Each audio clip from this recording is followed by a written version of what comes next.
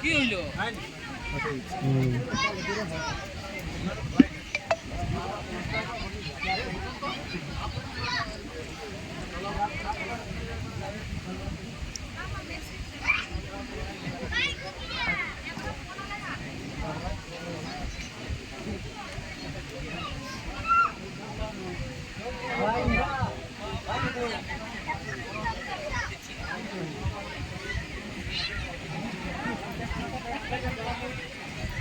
আর বেশি কিছু করবো না। হ্যাঁ,